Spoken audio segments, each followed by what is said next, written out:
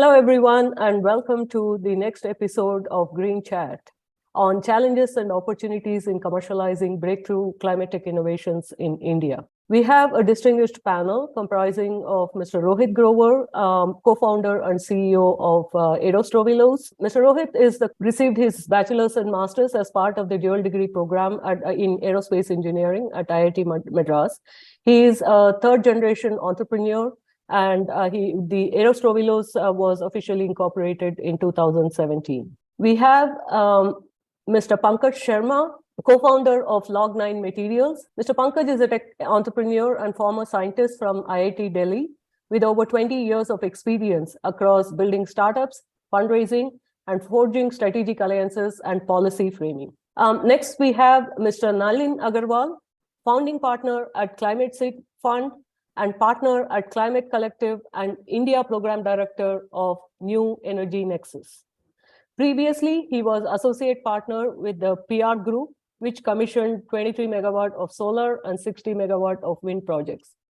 Mr. Nalin has MSc in Sustainable Energy Futures from Imperial College London and a BTech in Mechanical from MNIT Jaipur, India.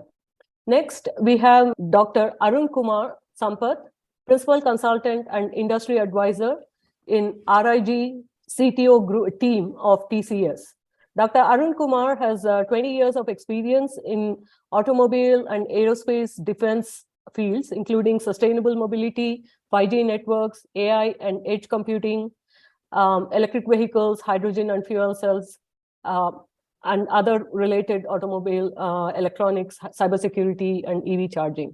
He has a BTech from IIT Madras, MS from Villanova University, and PhD from University of Maryland. He also has an MBA from Lawrence Technological University. Finally, we also have Mr. K.R. Jyothilal, Additional Chief Secretary, Government of Kerala. He is a 1993 batch IAS officer from Kerala. He has a BTech from IIT Madras and MBA from ICFAI. He started his career as the collector of Trivandrum and Kannur and held several portfolios at different levels of the Government of Kerala administration.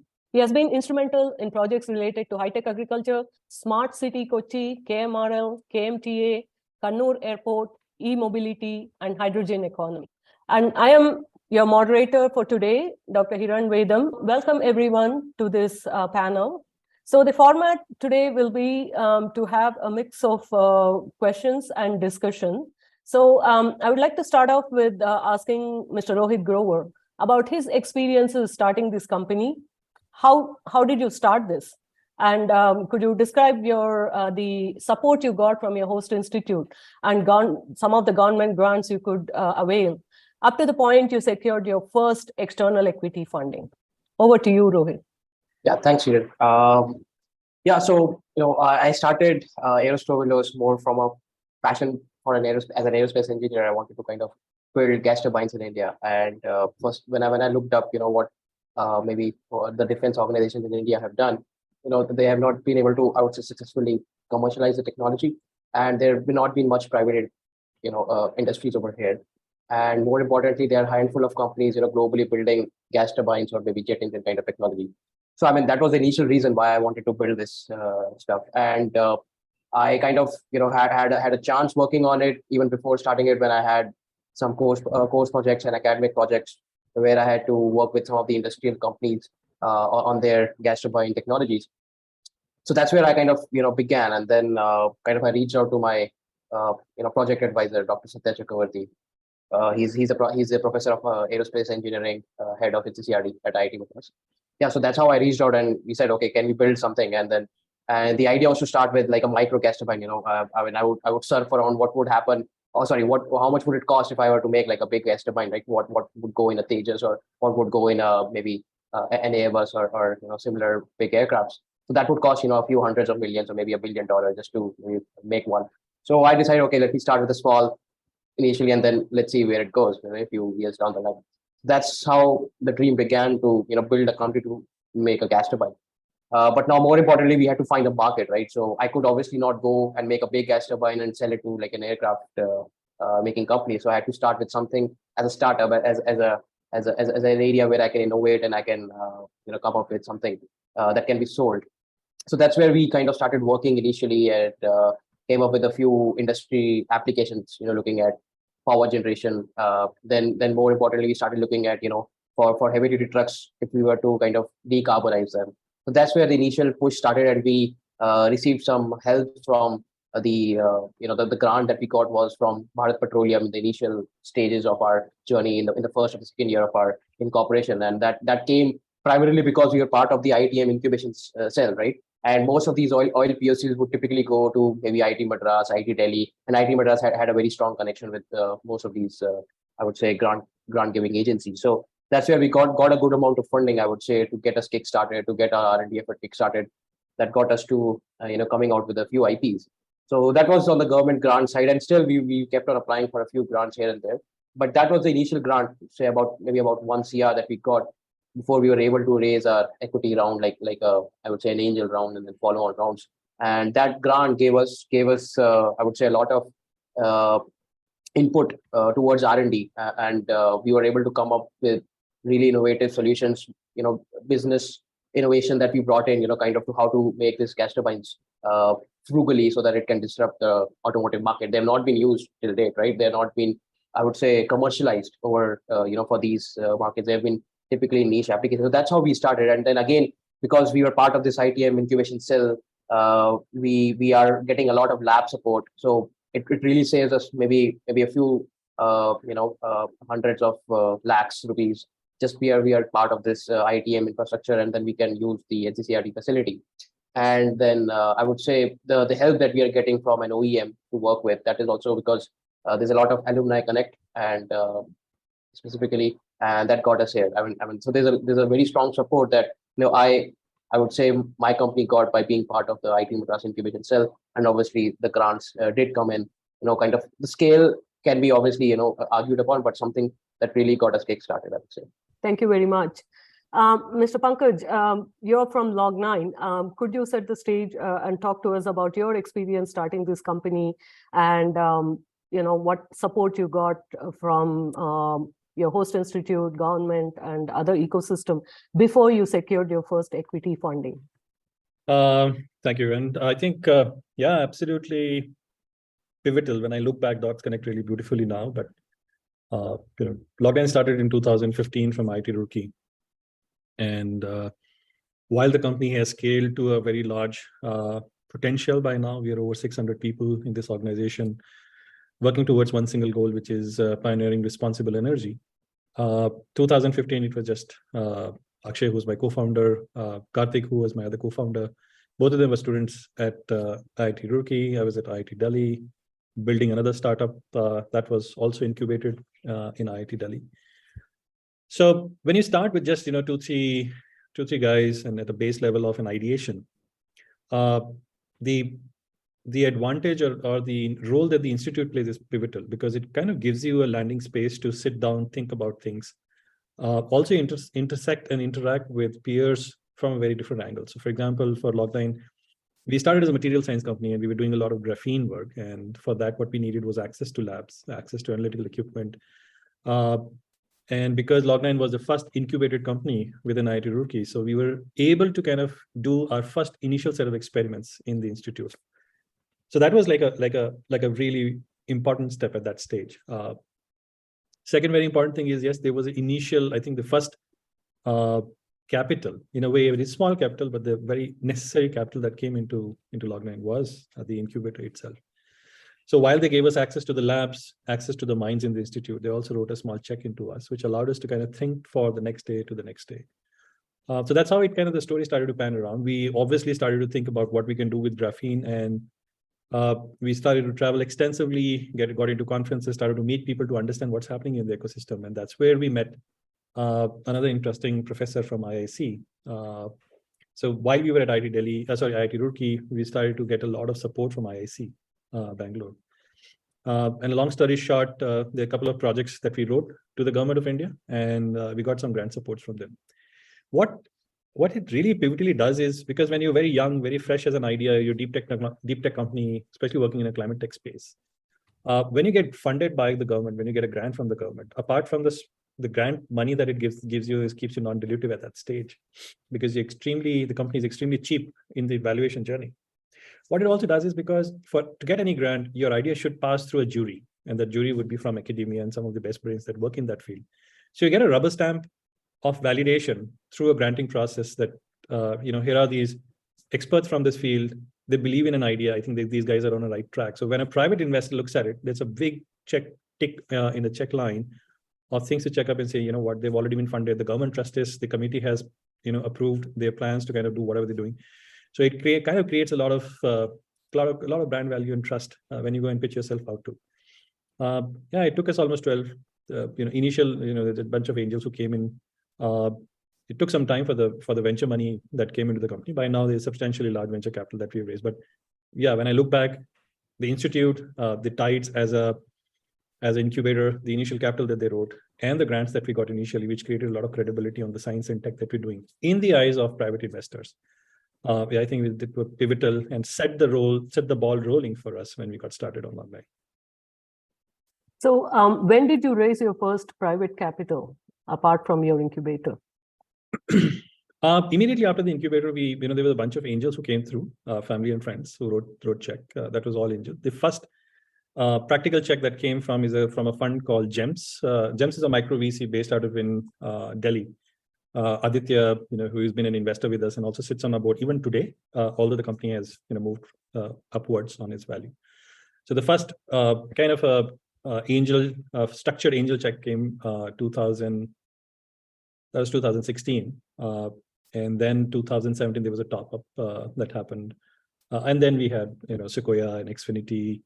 The larger groups then started to kind of add on to it, on every year as we go down the road. But the initial one was 2016. The angels came 2017 when the first check came from GEMS Group.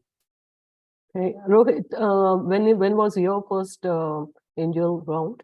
So our first angel round actually happened during the pandemic in 2020. But then we did our first seed investment.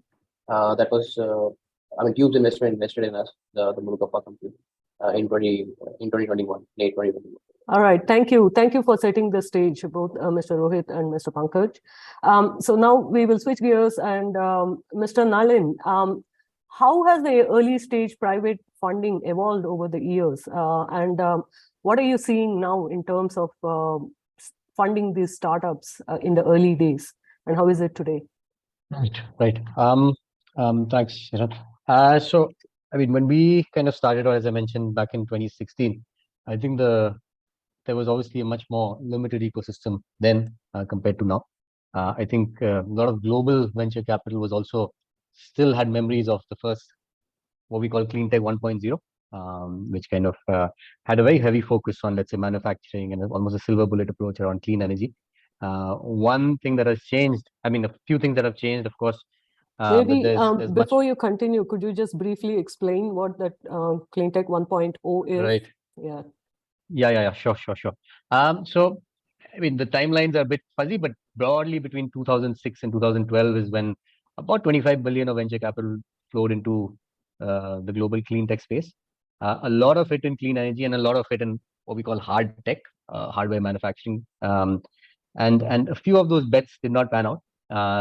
In fact, there is a misconception that that was an unsuccessful kind of bust.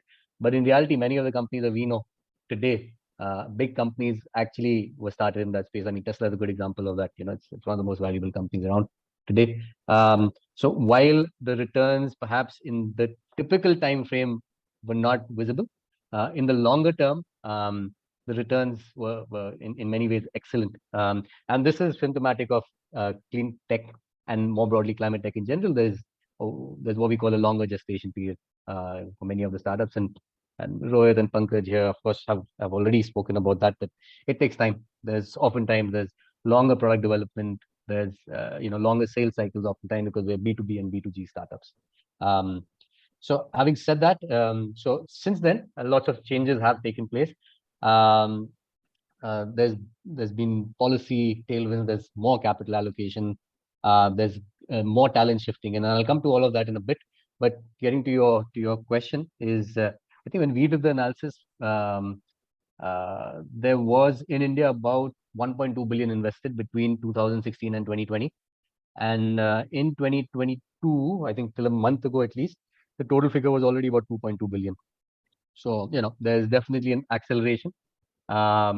This is dominated a lot by mobility, but that's fine, and that's understood. So mobility, energy, and circular economy, these are the kind of the dominant sectors. And this is great because the knock-on effects of all of these, when we say mobility, there's obviously lots of energy storage and network management and smart grids technologies that are developed as a result of that. So it's actually quite a, if there's any sector that should be invested in, that's a good one. Globally, pictures also rosy, in fact, a lot more rosy. I think 2020, if I remember, 2013 there was 400 million invested. That's it. 2020 that grew to 16 billion. 2022 that's about just under 40 billion. So again, strong acceleration in this space. Again, I don't have numbers because there was no data for 2016, but we estimated about 100 or so, under 100 startups. Now I believe there's over 2,000 startups. We ourselves have supported a large number of startups through the accelerators that we run. So that's broadly the numbers. In terms of trends, greater capital allocation, early stage for sure, among corporate VCs and the late stage, what is colloquially termed as the ESG kind of space. There's a bunch of greenwashing that goes on in ESG, and we're all aware of that. But overall, the trend is towards greater allocation in this space. If I remember the numbers, I think in India it's about 1.5% or so of total VC goes into clean tech or climate tech right now. Globally, it's about 5.5%. So there's significant headspace for growth, and even the 5% should go up. One key thing is good talent is coming in. So entrepreneurs who exited their businesses in other sectors are now coming into this, and we have anecdotal evidence as well for this. I mean, during COVID, a lot of people decided to kind of align values and profit and what they wanted to do. So education, healthcare, and climate tech were the three sectors they chose, and that's something positive for the space. Corporate decarbonization is a major shift, which is different from clean tech 1.0. I think our research brought up what 139 Indian corporates that are publicly pledged to some form of decarbonization, whether it's signing on to RE100, EV100, SBT, science-based targets, CDP, all of that. So significant number. Of course, lots of things are already happening in scope 1, which is captive consumption, and scope 2, largely through power procurement. But we increasingly see scope 3 focus as well, so supply chain decarbonization. That's something we also are focusing on. And then small thing, which I mentioned earlier, but significant because the impact is large, is policy tailwinds and some level of regulatory streamlining. This is the other reason why clean tech startups take, not all, but some clean tech startups take longer, is there's a lot more interface and engagement with the regulatory space. So I'll stop here. Hiran, thanks. So you are seeing a lot of money going into climate tech. Are you seeing them in more market-ready technologies, or are you seeing this going into the breakthrough kind of innovations that we heard? Right. Yeah. The two entrepreneurs here spoke about. Yeah. I think at the moment there's more focus on business model, product innovation. Deep tech innovation is coming around. I think we need more kind of climate tech focused funds to come in and kind of support deep tech and more technical kind of DD capability as well. I see the trend is positive in general because it's also chicken and egg in all of these things. I mean, I guess investors need to see high quality entrepreneurs coming into the space. High quality entrepreneurs need to see that there's funding available, not just at the early stage, but also follow-on rounds, etc. So we are seeing more kind of specialized funding vehicles come into the space, and we'll expect much more deep tech investment in the next few years for sure. So one more question for you. How do you compare the ticket sizes of climate tech funds in India compared to what you're seeing globally? And is that kind of putting these startups on a slow train all the way, or dropping them off the cliff, or actually helping them get to their full potential? Right. It's a tricky question. I don't have a very straightforward answer to this. And the reason is, of course, it's not always easy to compare the Indian ecosystem with the rest. We are at a stage of development which is not easily comparable to many other ecosystems. Having said that, many Indian startups are developing for the world, right? Which is not true for many developing countries. Now, that's a great positive, and investors are there to back that. There's significant private capital available now to support them. Maybe more is needed, always more is needed. We also need a much stronger focus on fundamental R&D and the interface between R&D and academia and industry to become stronger. I think that's a key necessity for any startup ecosystem, especially a deep tech startup ecosystem, to emerge and have strong wheels of its own. So it's not just a question of capital, as I said, it's often a chicken and egg. So the ecosystem has to be built up around this, and then capital will follow, entrepreneurs will follow. Yeah. All right, we hold on to that thought. Maybe we will come back to it later. So now let me turn to Dr. Arun Sampath and ask him about, are corporates supporting climate tech startups? How are they supporting, and which areas do you see this support emerging? Over to you. Yeah, see, as you may be aware, at the current levels, annual greenhouse gas emissions are around 60 gigatons. Now, the question is, are the corporates doing specific things on their own, or are they investing or supporting specific clean tech startups, etc.? So, globally, there is a challenge. It could be because of geopolitics, it could be because of multiple factors, but whatever the countries or the, let's say, I'm not going after every company, but let's say 25 large MNCs worldwide, the total self-reported greenhouse gas emissions about, say, 2-3 years ago amounted to approximately 2.7 gigaton compared to the 60 gigaton CO2 equivalent. That's about 5% of the global GHG. That means they have significantly fallen short of the targets. So when you look at the numbers, they probably met about, say, 15 to 20%. So still 80 to 85% is not met. And we have specific targets to be achieved by 2030, which is hardly 7 years away. So we have a long way to go. As I mentioned, if you have to go from the current levels of 2.5 degrees C to the 1.5 degrees C, you should achieve almost a 50% reduction. But we are nowhere close. Okay. However, the good news is globally, there is something called a corporate climate responsibility monitor, in the sense the UN mandated charter to monitor the progress made by different countries, different industries. For example, oil and gas industry, mining industry, mobility industry, energy industry, etc. So there are specific targets and specific monitoring mechanisms that are being put in place. So what they do is essentially they track and disclosure of emissions from different organizations, different countries.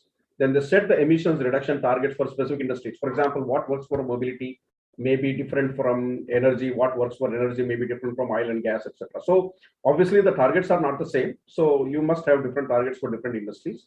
Then how do you reduce the emissions in that particular own industry? And then, how do you take responsibility for any unabated emissions? So in this context, what you notice is, for example, in India itself, I'm not talking about the rest of the world. As you can see, some of the entrepreneurs are here. There have been a bunch of different tech startups on, say, renewable energy, energy efficiency, energy storage, agriculture and food, waste management, materials, as you are aware, Pankaj Sharma is here, water, because in India, waterborne diseases and Nal Se Jal, Har Ghar Jal program, etc. So these are being done because a good amount of diseases are still waterborne. Then one more thing that is significantly happening, especially in the steel, cement industry, is decarbonizing the industry. For example, utilization of hydrogen, green hydrogen initiatives for producing steel, producing cement, etc., and reducing the fly ash content, which may be directly or indirectly contributing to the GHGs. And of course, we have folks from electric mobility here. So electric mobility. So these are some of the things.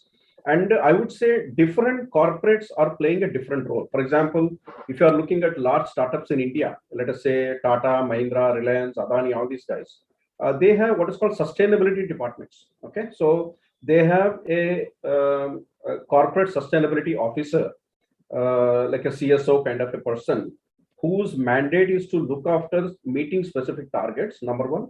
Number two, because there are government mechanisms and also UN charter driven, targets, etc., monitoring and all that.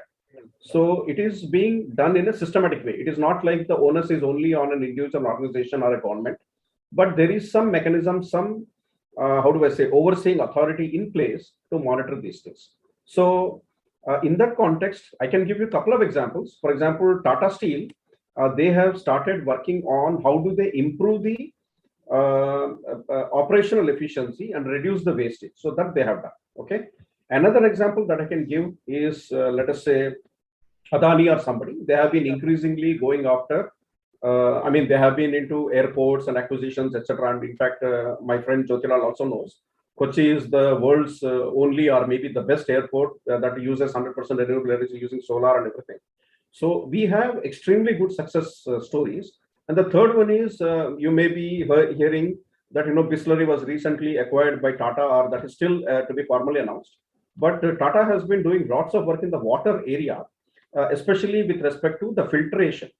Because when you look at specific industrial zones, let's say Chhattisgarh, Jharkhand, etc., arsenic poisoning, or the industries really releasing the effluents in the water, and the people drinking the contaminated water, having all kinds of health issues and all that. So what this organization is trying to do is they may or may not be able to control the effluents, but at least they can come out with a cost-effective, replaceable filter where you are able to get rid of many of these arsenic poisoning and other materials. So to that extent, the corporates are either directly or indirectly supporting the clean tech. Thank you, Mr. Arun.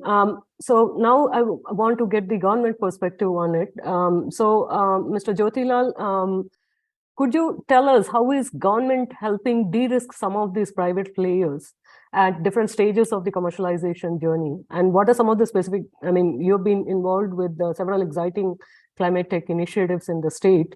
Could you talk to us about some of those and also some of the central level initiatives that you're aware of? Regarding what all government is doing as far as the introduction of RE is concerned, that what all we do for private sector so to de-risk them. I think the government of India has already announced that National Hydrogen Mission. We have put an ambitious target of 500 gigawatt for the country, and Kerala has put a target of 9 gigawatt for the RE. So we have got a lot of potential for floating solars in the reservoirs. In fact, the World Bank team is here. They are doing the assessment for including bathymetric study, geotechnical investigation, so that investors can come and use the data, and then they will be able to make the investment decision. That part. So the common data collections, all these data points which are required for making an investment decision, I think that part we will take care of for all the reservoirs. We have got something around 8,000 kilometers of canal, out of which I think minimum 6,000 kilometers with 8 meter width. That'll be good enough for mounted solar. That is second. We have got a lot of water bodies with brackish water where you can deploy solar and where you cannot use it for any other cultivation. So that is being identified. There's a single window clearance and Chief Secretary which will clear all the, so that they need not run after several multiple windows or the department. So the clearance will be single nodal agency and digital. When you go for when you go digital, I think half of the emissions can also be reduced, because just like I am able to participate in the VC by sitting here. So similar way, zero latency network with 5G can bring in a lot of change, by which so we will have a system by which all clearance can also be electronic, so that that much emissions and that much time delay can be avoided. So that is as far as the promotion of the RE is concerned. So I'd say huge potential. In fact, second is, I always used to say that your electron molecules are energy. It's the same. E is equal to mc square, as Einstein said. Mass and energy are not different. Being the land of Advaita, where the energy and matter are same. That is what is Advaita, unity. So whether you talk in terms of energy, the energy comes from the sun. So ultimately, the sun's energy gets stored in biomass. It may be stored in wind or potential energy. Then it may become kinetic energy. So, or the wind may blow. So all the wind power, all the 5 elements, you say that stores the energy. So whichever way it be, radiation is one. Second is you convert into electrons, which is vibration, or you make use of it in the form of materials or molecules. So molecules is where we are looking at that's where the green hydrogen and ammonia, methanol, all these things come. So we are looking at to make Kerala into maybe first hydrogen economy in the country, because so much of water resource, so much of solar potential is there. How do we convert? We can one is go for an open grid and smart grids and integrated grids. That is what one side we are doing in the power sector. So that you generate, then you integrate, as well as you have an open grid, so that the solar integration happens. Like for example, the storage is one of the critical elements as far as the RE is concerned. How do we make use of it so that one is apart from battery storage, air water storage, liquid air storage, then hydrogen as a storage. As maybe last week only we had the energy observer from France, which was here.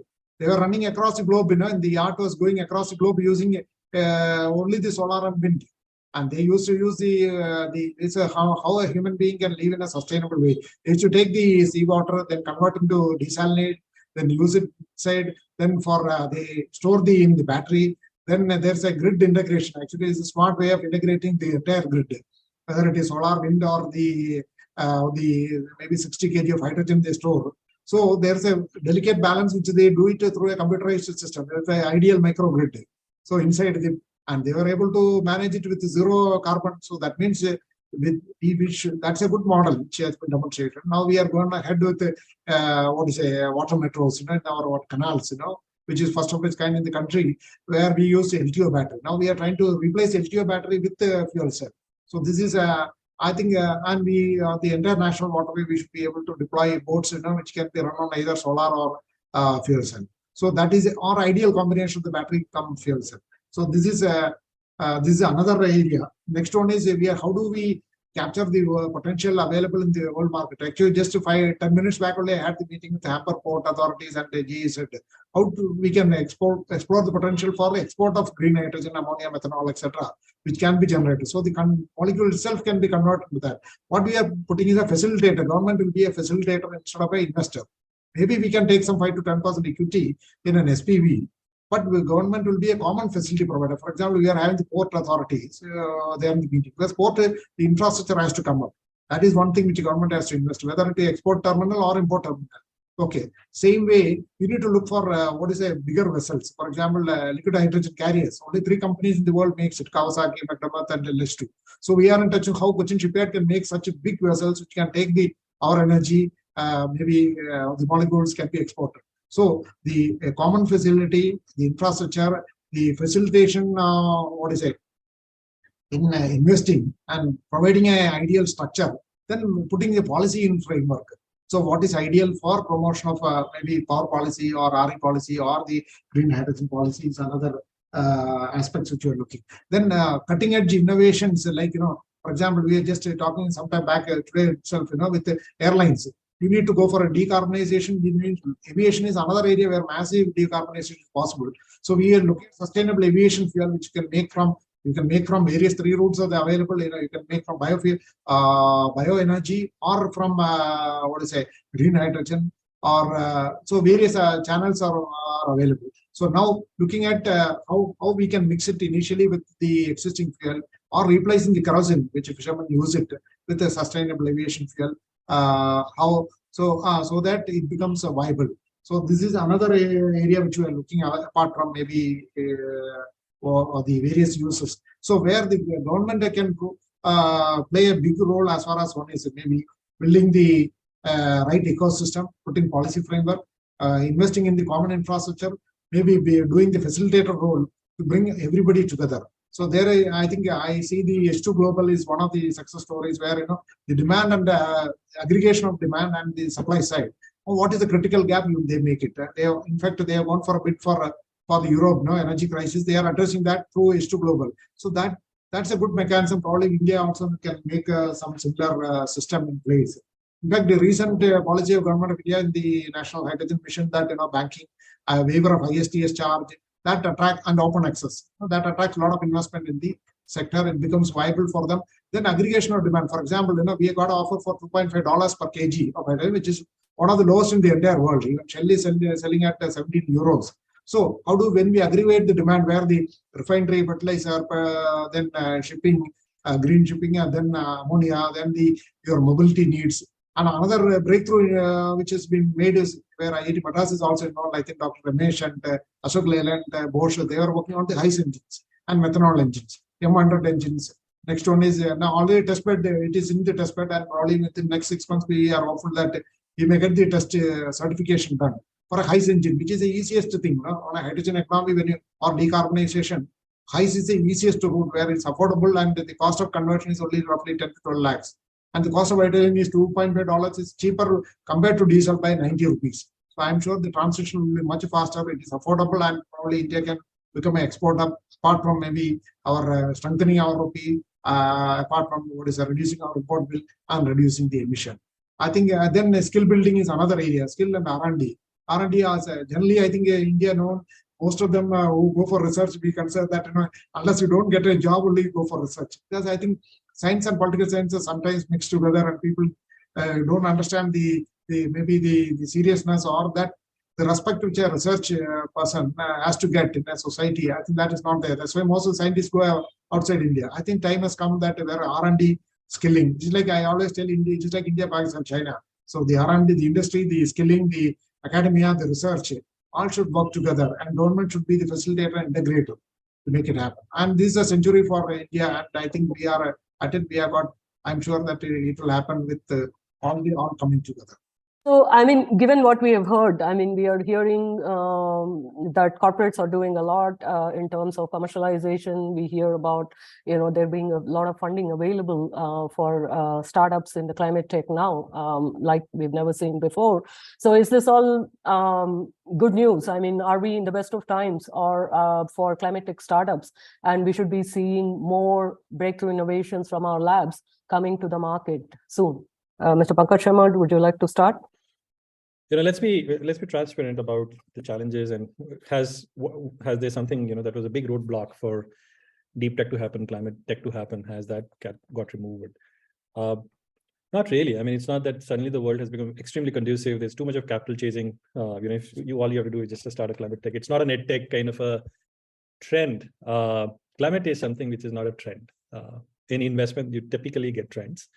And every 18 months, you see the trends kind of move from one to another. So there is a wave for edtech, there's a wave for, let's say, crypto and all of that stuff. Climate tech is not like that. It's a long haul journey for both the startup entrepreneurs and the companies, and also the investors, because both have to kind of commit to a very long-term vision onto it. So that's one. It's not that suddenly something has become very conducive. What has happened is, because of Government of India's push in terms of public disclosures, we've gone COP26. Our Honorable Prime Minister has put very aggressive targets, 500 gigawatts of renewable energy. And also there is a lot of information that flows into us. Like I was just studying today, you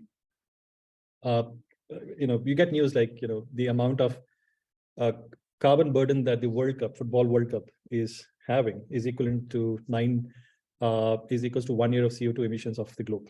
Stuff like that. So what you get is like very high headline information that come to you. There's a lot of sensitization. You look at what's happening in Delhi, the AQ numbers and all of that stuff. So what really has sparked up is there is a lot more awareness in people, and people are geared up to kind of do something about it. That's one. B is you don't start like an activist onto I'm going to start a company and I'm going to clean the world. No. I think what the real playbook and companies which will fundamentally go and do something really, really large, impactful in climate are organizations that are able to kind of articulate a very strong North Star of their product development or services, and then connect that back to what it means if that company comes through. And for lack of any better example, Logna is a good example. When we started and on a journey, we got a brand head to join us. One of the first thing he came and asked us is, he said that before I can put your brand in establish what you guys are doing, can I ask you one thing? I said, yeah. He says, can you write an obituary of Logna? What will happen if this company stops to exist? And that message really hits you hard, because when you truly believe you're building a product or a service or a company that's making this planet in a better shape, you take that company out and there's a substantial impact on the world, because that company is not working towards a sustainability goal. And I think that's a great place to start is, anything that the startups are creating, if you just remove that company from the planet, what's going to be the impact of that? And if it's a cost to the planet, that company should continue to kind of go forward with it. So I think that's my 2 cents. My experience tells me that it is still not very easy to go and just have, you don't raise money because you're a climate tech company. You become investable because you have a vision to execute. That vision is extremely clear. You have a product market fit understanding in the market, and you are able to show it to your investors and to your team that how on this journey, we will collectively be participating in an effort that's going to leave this planet in a better shape than what we found it. So your ESG report and your ESG understanding of your own business transposed onto an investor's ESG mission and transport it onto people's ESG mission, if I call it. When the 3 dots align into that single North Star of whatever you're trying to achieve, that's where the playbook becomes investable. That's where it becomes scalable. That's where people come and join you and be part of it. That's where you get investment. And that's where when you drive back home, you feel good that, whatever I'm doing, it's not about, I'm not just going planting a tree, but whatever my brain and my body and my energy is creating, there's a large multiplicative effect of that in a positive way on the planet, and you worth committing your life and energy to that direction. And that's probably how it's happened for Log9. That's how the playbook that seems to be appearing for us at this time.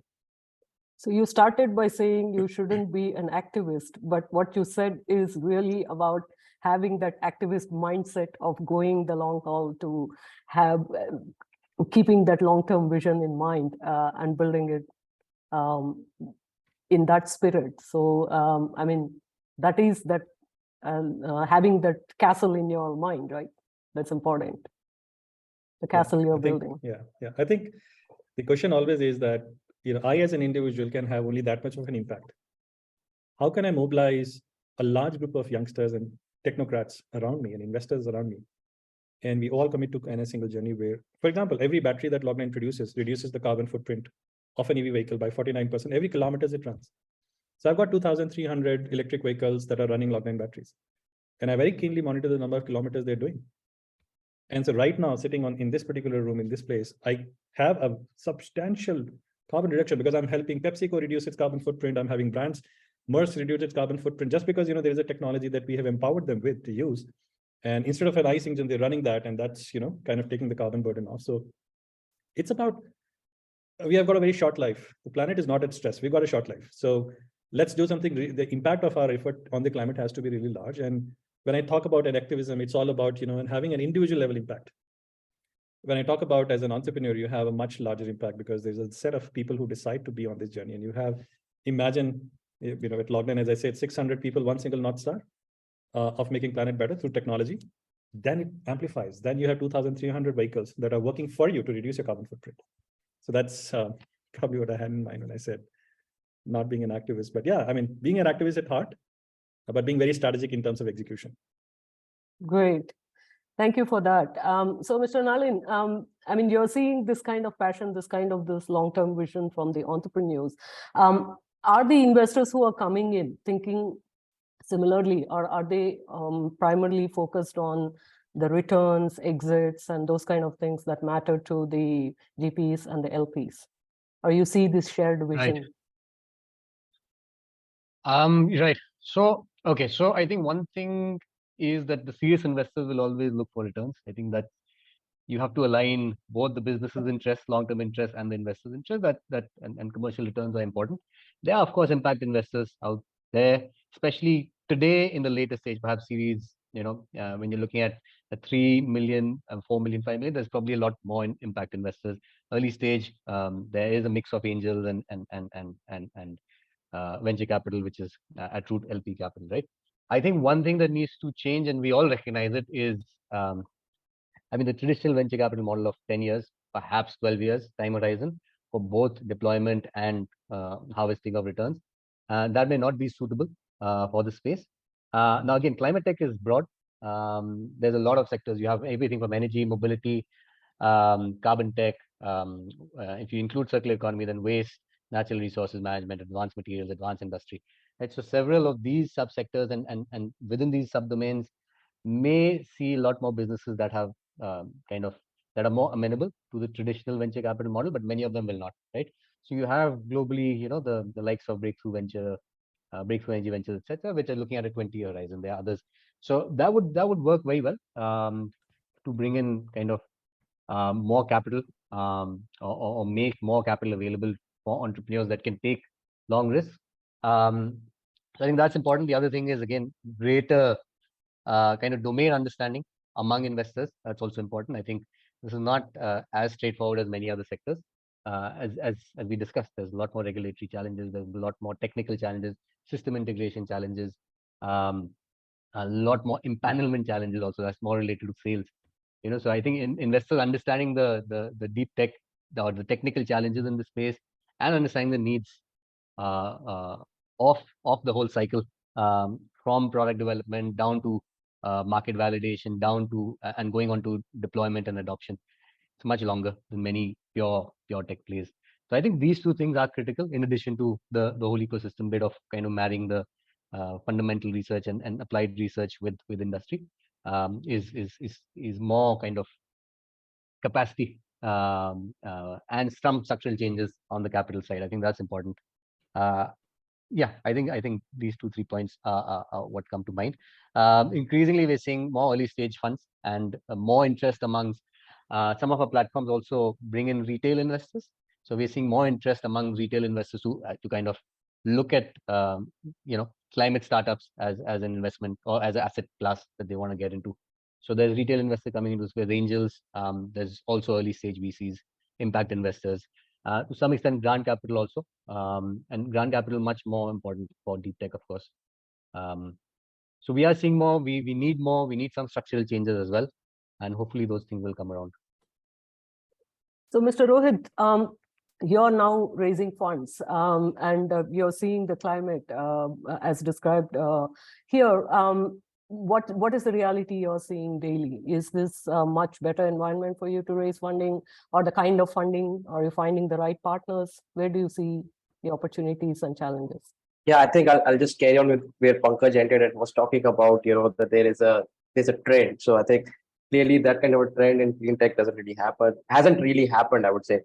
So, I mean, I've been part of this NCCRD ecosystem, so I've seen the trend happening, and that's just something in the space tech where government suddenly opened up the space sector, and then funds started to flow in. And I think in clean tech, it's still that India happens to be a market where the kind of products that we are making, won't immediately catch with lots of consumers. And typically in clean tech and deep tech, we have a lot more B2B products, right? And and then they have to sell it to their end customer. So the sales cycle, if you see the product has to be made by a company, like a supplier, then it has to go to like a company, like an OEM, and then that OEM gives and finally uses it.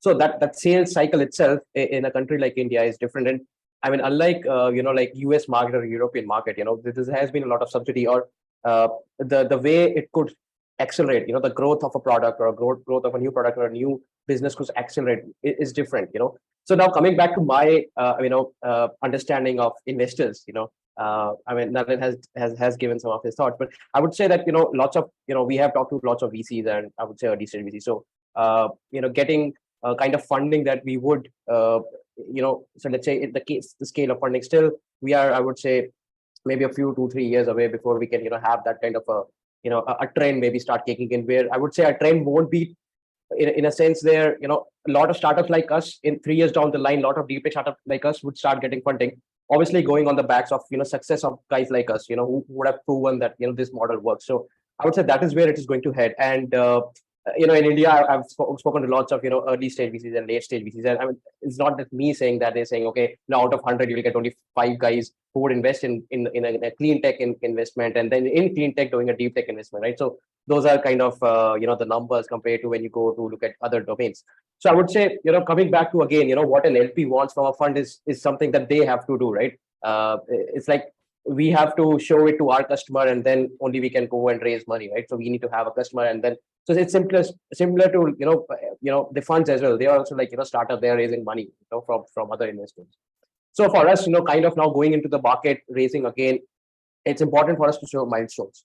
Really, I would say a milestone that kind of make a lot of I would say business impact. So for us, having a milestone that kind of validates a customer use case, in that case where a customer is ready to now start paying, setting up, giving paying orders. So that's an important milestone, right? So those kinds of things are important for us. And I think the market, I would say, 2 to 3 years down the line, it will be, it will start, happening. So we are also kind of riding on the success of guys like Ather and perhaps Log9 who came much before us. So there's been kind of, I would say initial startups who did kind of, solve the challenge with deep tech and hardware.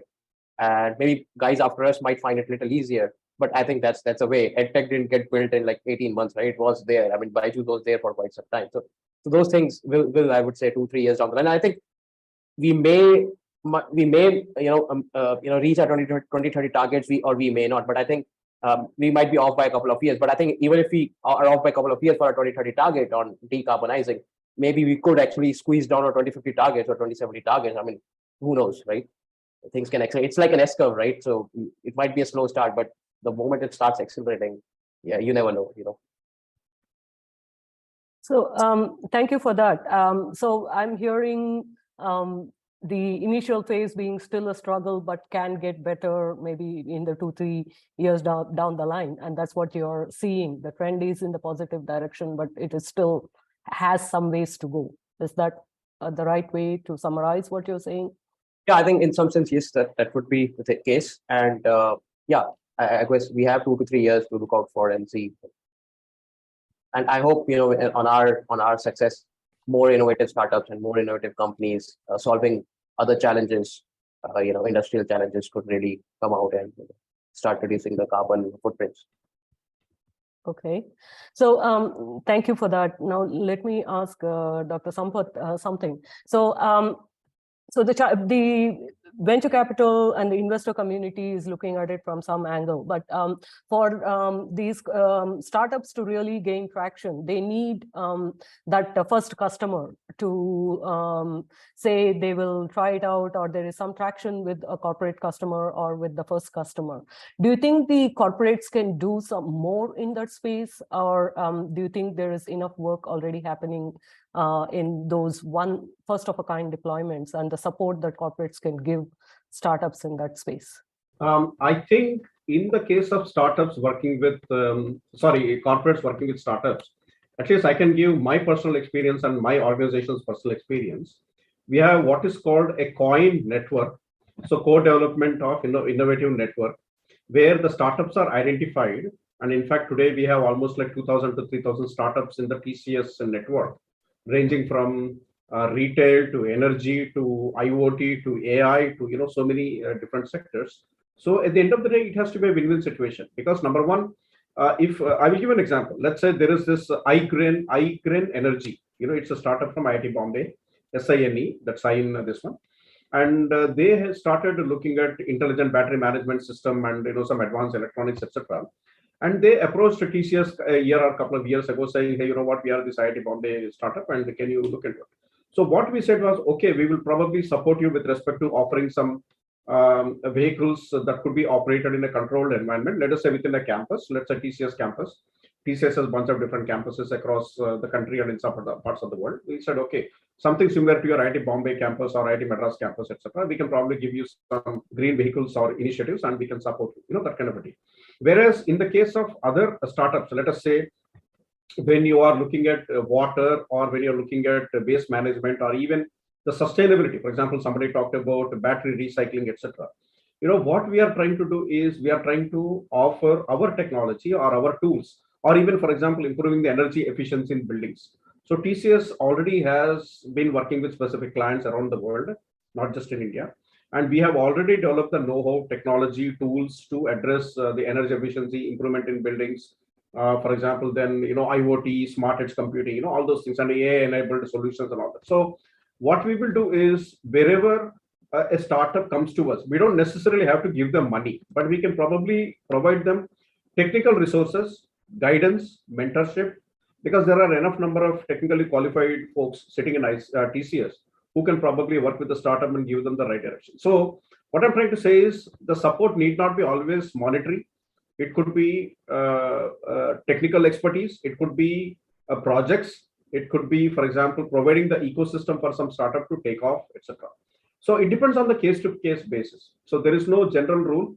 There is no one solution that fits all. But on a case-to-case basis, it is definitely being done. In fact, in the material side also, there are specific initiatives. And in fact, we are also working with INAE, International Academy of Engineering, to work much more aggressively on the material side. Especially if this EV ecosystem, etc., has to sustain, and if we have to de-bottleneck the current geopolitics and the logistics issues that we may have in the EV space, for example, then we must develop alternate materials. We must do things that are much more in line with Atmanirbhar Bharat. So in that context, also from a materials perspective, TCS has already been doing certain things, and we have also approached Niti Aayog to identify a think tank or an organization kind of a thing that could probably bring together multiple organizations, because this should not come as one particular company initiative. This should come across as a cross-industry, cross-company initiative, but could be monitored by a central agency. So, for example, in the area of materials, those kinds of initiatives are already being undertaken. Okay. Okay. Thank you. So, I mean, certainly there are a lot of initiatives happening, and maybe the time is right to have some kind of a platform or some way to share what's happening in these different parts of the ecosystem, what's happening in the institutes or academic institutes, what the startups are facing on a day-to-day basis, and what the investor community is hoping, because investor community, as Mr. Nalin mentioned here, is looking for some expertise to help evaluate the technologies, to kind of figure out where the markets and all of that, and corporates which have that experience. So there is probably an opportunity to bring everybody together so that some of these gaps can be addressed effectively. I mean, are there such platforms, or do you think there is a need for building something like this? Now, at least in TCS, there is, as I mentioned, there is something called a dedicated COIN network, COIN partnership, COIN, and there is a dedicated team to evaluate bunch of different startups, work with them, nurture them. In some cases, bring them together on board as a partner, and jointly we could go leverage our joint expertise to bid on some projects. So that also is being done on a case-by-case basis. Yes, that is also being done. For example, if a specific startup has, let us say, AI-based intelligence and say battery state of health monitoring, etc. If they have certain niche skills that we may not have, and if you have to go bid for, let us say, energy utilities, specific projects that may call for some of these skills. If TCS doesn't have it, then we will take this COIN partner as our partner in these discussions, and then we will go together as a co-develop to this. That's number one. Number two, TCS has developed what is called Paceport, where we have innovation center across the world. For example, London, Paris, Amsterdam, Tokyo, Toronto, Pittsburgh, California, etc. So that these Paceports could act as local innovation, not necessarily for India alone, whereas wherever we operate, if there are specific startups or specific organizations that could understand in the innovation space what is happening, they could go to that local Paceport tech setup. They could access the TCS tools, videos of specific demos, case studies, use cases, all those things can be done. So we provide that facility also. Okay, so it is happening in what you're doing very strongly, and probably a model for other areas to replicate this in, like, other industrial sectors as well. Yep. Okay.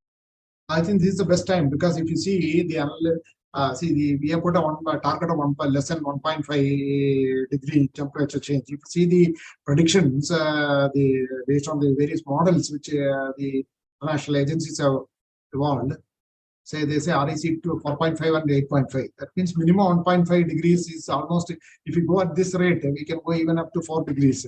So that's the way things are happening. So there is an urgency, because if you see blue-green algae in the sea, ocean, one of the Norwegian study center, National Study Center on Environment, they said that already it has affected the ocean. The temperatures have gone up. Now fish species are getting eliminated. The entire food chain in the ocean systems have been changed.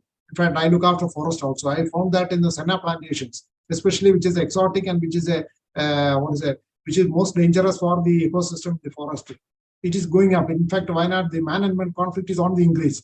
Most of the animals are coming out of the forest suddenly. That is because the water, the availability and food availability inside the forest is affected. And it's being replaced with maybe the grass goes. That means a deer population is finished. And naturally, the tigers, all of them come out. And that is very much visible now. That means the next is going to be food shortage unless we address those issues. Now, the time has come that on Earth also the climate changes are really affected, and the entire food chain ecosystem it is being reflected. I think it's a question of time by which the human will realize that they will have shortage of water or food. I think that this is one of the best times how we can go back to our mother nature, how to live in harmony with nature. I think COVID that's one of the greatest lessons in the COVID. Whether see the air quality, the water quality, how really we say that the Vayu of the air, that is God. So actually, virtually everybody realized that air is one of the key things. Air quality index is now everyone is monitoring. Similarly, the water quality, how we can preserve the nature. That is where the energy, transportation, all these sectors which are adding to the problems, how do we address it? There is awareness and there is a need, there is urgency, whether international bodies or COP27 or discuss it or not. Now, I think everyone is feeling it in their life. I think so. This is the best of time, and technologies are also coming up in a big way on how we can do it, in whether it is salt oxide fuel cells and what is the PEM. A lot of technologies are coming. How best we can go? We can harness the energy, whether from the natural resources and the sunlight and the wind and the pumped storage. Various new technologies are coming. I'm sure this is the best of times for climate tech companies to invest in.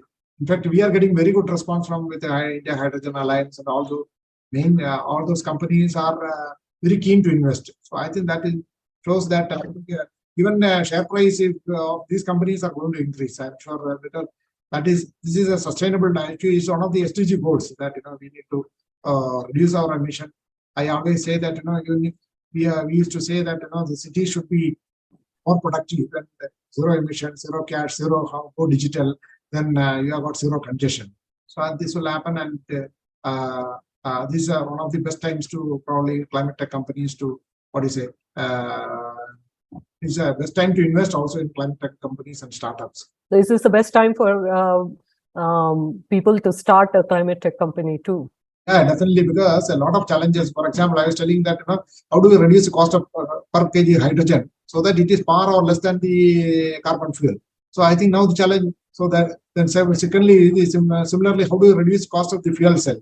How do you replace the platinum with other or for that matter, instead of lithium ion, now go for sodium ion and various new battery, aluminum air or storage solutions. For example, liquid air storage, and then air water storage, pumped air store. So each area will have its own limitations or maybe plus and negative. How do we address that issue? I think that is where the challenge is. That's the opportunity for, I think, probably companies to reinvent. Absolutely. Okay, we are almost coming to the end of the session, but I just want to have each of you talk very quickly about any final thoughts you have. As I said, I think the timing is very, very right. There's a new set of energy that is there among the young Gen Zs and the young engineers. Those who have gone through hard part of the education, 25 years, and they've done their BTechs and MTechs. I think they're all asking for doing some meaningful work. It's not just just joining another software company or something like that. So with due respect to the software companies, but I think there's a bigger optimism and sense that give us good work, give us something that's meaningful, give us something that's purposeful. And I think the onus lies onto these new initiative and companies that are creating new products and new services that have a very direct, relatable impact on the climate. And we are part of, as we in 2015, as I talked about, when we started, we needed the ecosystem to be there. And now we are fortunate enough to be in a place where we have put our own money and we have created our own, small capital from our own founder side and our friends that we know to have a dedicated pool of money for startups that are working in climate tech. So, I can use this as a pitch area for any of the startups that are looking for the right capital, because we wanted to have similar platforms. And, I think Nalin is absolutely in the same space. So, very optimistic. I think timing is right. There's high amount of awareness, and I'm pretty sure ideas that are backed up by execution plan and have a direct positive environmental impact will be the businesses of tomorrow, starting today. Thank you for that. Mr. Rohit. Yeah. So basically, if I were to quickly summarize on all your 4-5 points that you wanted to touch upon today, to start with, what is this kind of support that we have received from, overall, let's say the government and the, let's say the institution. So, looking at, when we had IT Madras, the only, I would say, incubator now, there are incubators in other colleges, like SRM and VIT are now come up, right, on the base of the success that they've had. And then you can see a lot more, I would say deep tech and hardware related startups coming there. And then obviously the government support has increased. So initially it was just the oil PSUs who were coming out with the grants in 2016, 2017. And many of, my fellows here in IT Madras got that money and other ITs as well. And now there are other initiatives, like the Atal New Incubation Scheme, and the DST is now kind of coming up, similar kind of thing. So these things are, I would say, gradually progressing. And then overall, when you look at I would say the corporates, right? So we have been at the better side of it, like Dr. Arun talked about. So we have been able to get support from a similar, trucking, industry over here, not TCS. So that's the kind of support that they have given. I mean, they are also kind of looking for lots of options, right? So they know an innovation won't really come out of a big company unless until they set up a small group which can take risks, right? And if they can actually support that group without being part of their company, without themselves taking all the overheads and the risks of running that company, the best chances for them to kind of work with the institution like IITs, maybe IIT Bombay and IIT Madras here, for example, to kind of give them the support, give them the technical support. So I think that has been also quite important for us. So I would say the times have changed. I mean, initially when we were, say, 7-8 years back, when there was also not too much awareness about the climate tech. I mean, I'm from Delhi, so I know how difficult it gets during November, December to even breathe. We have to put some I would say air filters inside our homes nowadays. So yeah, I guess now people are getting more aware, and then the government has been creating the I would say a good policy push, which obviously will I would say with more I would say more outputs coming from startups, and I would say better traction. So I would say it will be hand in hand support with the government, with the VCs, with the startups, and all the institutions as an ecosystem, which is now, I think, ready to kind of now not just walk, it's running, and now it's just gonna fly in the next 2 to 3 years. What I would say. Yeah. So no, I echo everything that Pankaj and Rohit have said. But if I have to say anything from my side, I think there's 4 things that we want to focus on, and these are perhaps things that we can influence, right? And everything is not something we can influence. We can't influence so much. As a strategic input, we don't influence policy so much. We can't, But what we can do, right? The things we want to focus on. One is ecosystem building. It's a simple thing. Lots is happening, but we also know many people don't know how much is happening, and there's many more avenues for collaboration. That's something that we want to support, right? Related to that is kind of increasing commercialization pathways for R&D and especially researchers, and that's a key focus for us going forward. Second is talent. I think Pankaj touched on it a little bit, especially among the youngsters. There is this interest. I mean, you look at school-going kids; they talk about climate change and pollution because they see and live it, and they are taught from a young age, like, even though we were not. When I was doing my master's in energy, there was no one from Asia in that course at all. But now, of course, Asia is the center of this space. So one, encourage more young people to come in the space and support capacity building, especially for aspiring entrepreneurs. And this is something that everyone here can do, especially people who've gone through that journey, entrepreneurs who've gone through that journey. That's really key. Nothing moves the needle as much as good talent coming into any sector. That's important. Capital will follow, everything else will follow, but talent is key. On the capital side, I think long-term capital, what we call patient capital, I think we need greater allocation of patient capital in this space. And also, again, I don't want to harp on too much, but capacity building for investors as well. And to Hiran, your point earlier is that, so we are actually in the process of building out a database of what we call the technical DD assistance facility, which will be open to investors who don't have the ability to kind of undertake deep tech DD, but want to get into climate. So that's a barrier that we've identified. So it'll work with our fund, but also other funds. So it helps the ecosystem as a whole. And the last thing is something that India should do generally, but climate sector has a strong role to play, is bringing more women into the workforce. Such an underutilized and unfortunately not focused on area is bringing really more women entrepreneurs into the space. Especially, we've seen, so energy is little.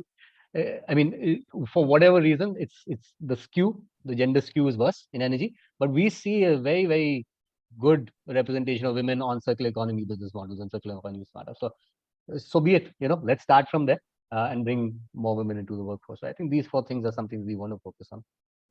One thing I would like to say is lots of times startups, when they go to VCs, right or wrong, VCs may have, let us say, multinational connections. Some may be coming from US, Europe, etc. So lots of times they may be looking at the issues or the problems from the developed country perspective, not necessarily from an emerging market economy perspective, let's say like India. So I would say the problems and the solutions that are unique for a country like India need to be understood. For example, I will talk about waste management. Let's say reducing food waste or solid waste management. Like, in Ghazipur in Delhi, there is a large landfill. And we have Pallikaranai in Chennai, where there is a huge problem. So these are immediately solvable if you have the will and wish. And in fact, I was reading about a gentleman from Bangalore about 2-3 months ago in the newspaper. He quit his job and he is into cleaning up the lakes, restoring the lakes in Bangalore area. And it shows before and after. And that's all he's doing. All he's doing is using his power, conviction to talk to corporates and nearby folks to clean up the lakes. As basic as that, you know.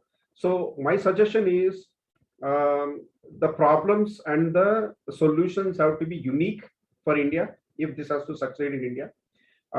You take, let's say, agro-waste management, or you take, say, converting textile waste into raw materials, or you, the other day I was watching a video, how some women, they are converting recycled flowers. We have, you know, lots of temples or, you know, churches and even mosques where flowers are offered. At the end of the day, the flowers are thrown out. But these flowers are recycled. They are converted into some, you know, agarbatti sticks or incense sticks or, you know, something bio leather, etc. I was watching that. I was like, wow, you know. So the world is evolving, and in fact, there is a specific thing. And the last but not the least, the water. As I said, the filtration in the water and what do you call, giving the right basic needs to the citizens is extremely important. And one more area where I felt, at least in the mobility industry, a significantly neglected section of people are the drivers. For example, when you look at MTC driver, or when you look at a truck driver, or even when you are going to any city in India, for example, Pune or Delhi or Chennai or Coimbatore or Kanpur, where the metro work is done, okay, you look at the plight of the metro workers. It is horrible, I would say. So it is not just sustainable for the sake of sustainability, but is also the improvement of the working conditions of the workers who are doing it. Okay.